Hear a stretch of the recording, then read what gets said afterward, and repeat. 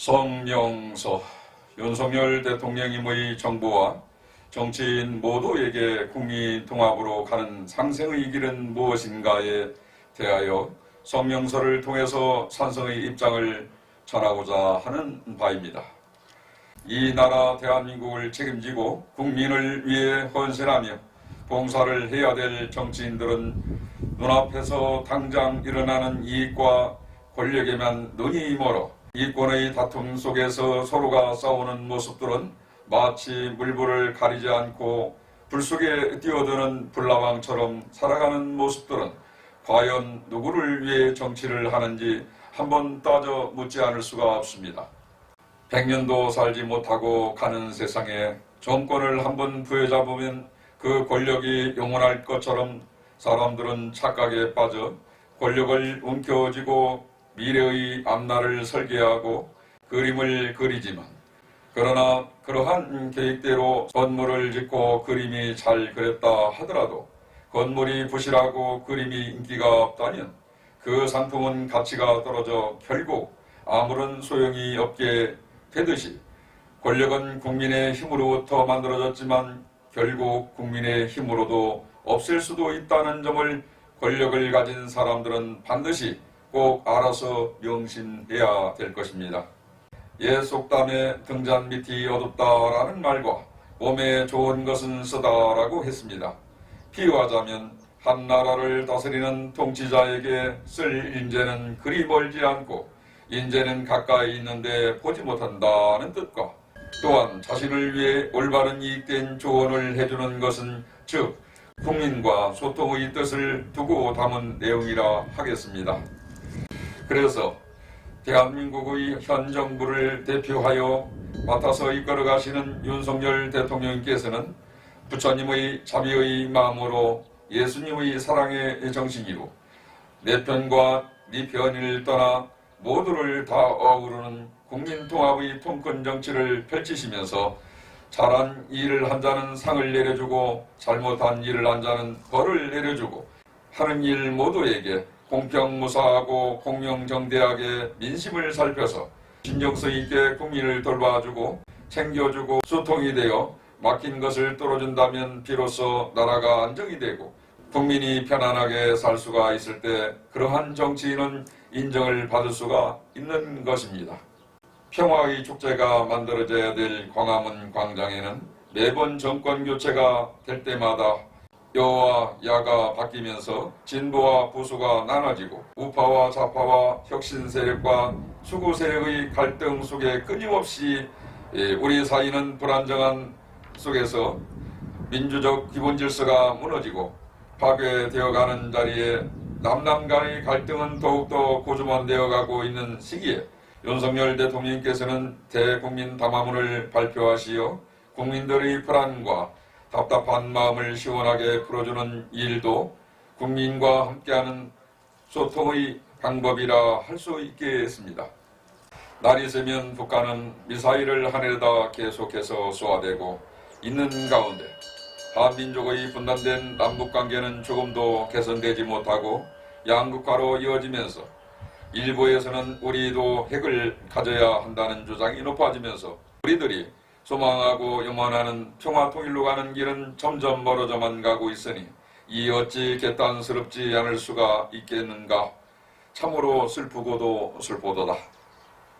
박근혜 전 대통령께서는 지난날에 탄핵을 받으시고 33년이란 무거운 형집행을 받으시고 4년 7개월이란 오랜 세월 속에 옥중에서 고통스럽게 계시다가 나오셨지만 몸과 마음에 큰 병을 얻으시고 난 후 현재는 치료를 받으시고 계시는 까닭은 무엇이겠습니까? 따라서 현 정부는 박근혜 전 대통령과 같은 탄핵의 이전철을 더 이상 밟지 않기 위해서는 지금 윤석열 대통령님을 모시고 보좌하는 참모진 한 분 한 분 모두가 정신을 바짝 차리고 두 눈을 크게 뜨고 두 귀를 활짝 열어 지금의 민심을 잘 살펴보고 듣고 하여 현실을 있는 그대로를 윤석열 대통령께 전하는 것이 이 나라 대한민국을 지키고 윤석열 대통령님을 올바르게 지키고 잘 모시는 것이며 한 걸음 더 나아가서는 우리 국민 모두가 근심 걱정이 없는 평화 속에 정치도 안정이 될 수가 있다는 점에서 전하는 것입니다. 민심은 전심이란 말이 있습니다. 즉 민심을 얻는 자는 천하를 얻는다는 말이 아니겠습니까? 따라서 지금 우리 한반도 정세는 그 어느 때보다도 온통 전쟁의 소용돌이 공포 속에서 물가는 천장부지로 치솟고 있는 가운데 소상공인과 자영업자, 일직된 근로자와 서민들의 경제는 심각한 고통 속에서 하루하루를 살아가고 있는 것이 지금의 현실입니다. 지금 우리 대한민국 국회의원은 300명이나 되는 정치인은 이 나라를 걱정하고 국민을 위해 올바른 정치를 한다는 정치인이라고 말한다면 이제라도 서로가 한 걸음씩 양보하고 진흙탕 싸움 속에서 하루속히 벗어나서 그동안 국회에 쌓여있는 많은 현안들을 풀어가는 자리에 오직 나라와 국민을 위해 올바른 정치인들이 되어서 나라가 어려울 때 서로가 힘을 모아 상생으로 가는 화합의 자리가 지속적으로 이루어져야만이 나라가 살고 우리 국민 모두가 살 수 있다는 것을 명심해야 할 것입니다. 그동안 우리 사회는 코로나19로 막혀있던 질병이 가시되면서 그 후유증으로 남은 상처는 고스란히 경제적으로 많은 손실과 많은 사람들이 희생되고 소상공인과 자영업자가 일자리를 잃고 고통 속에서 살아가는 사람들이 많은 가운데 전국 방방곡곡의 길거리 민심은 흉흉한 가운데 그 어느 때보다도 그들에게 용기와 힘을 보태주어야만이 어려움을 극복하고 다시 일어날 수가 있는 것입니다. 산승은 지난날의 2014년 4월 16일 세월호 참사와 관련하여 당시 참사 직후 진도 팽목항에 내려가 100일간의 기도를 하면서 세월호 참사 49제와 범국민 합동 술배제를 추진해서 드리고 회향을 하고 절에 돌아와 2022년 10월 29일 이태원 참사가 사고가 일어나자마자 참사 현장을 참석하여 이태원 참사 현장에서 49일 동안 기도를 하면서 49제를 지내면서 50일간의 기도를 마치고 휴양을 하였습니다.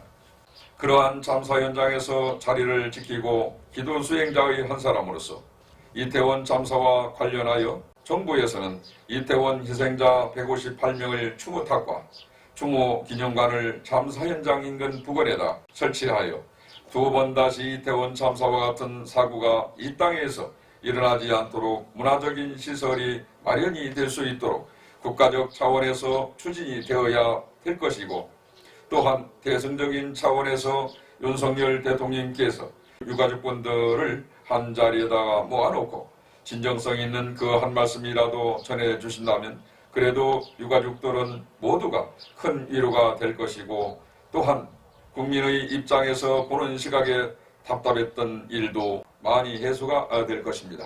나아가서는 윤석열 대통령님께서 머물고 계시는 용산 직무관저가 밝아질 것이며, 또한 참사로 인하여 피해를 본 이태원 상인들을 포함한 지역 시민들이 밝은 자리가 되어질 것이고, 더 나아가서는 이태원 거리는 세계적인 문화재의 명소의 거리로 새롭게 다시 태어나 빛이 날 것입니다.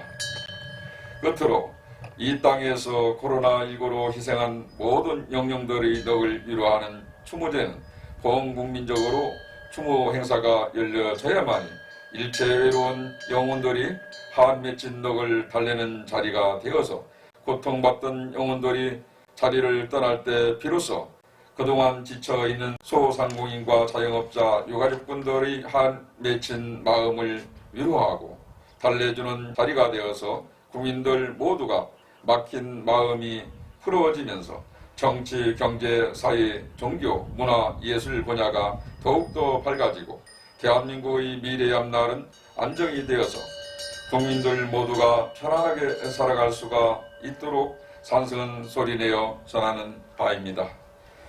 대한민국 만세! 대한민국 만세! 대한민국 만세! 나무아미타불. 2023년 4월 17일 사단법인 한국불교약사의 총재, 사단법인 한국교문화 실천회 회장, 진원 불일 합장.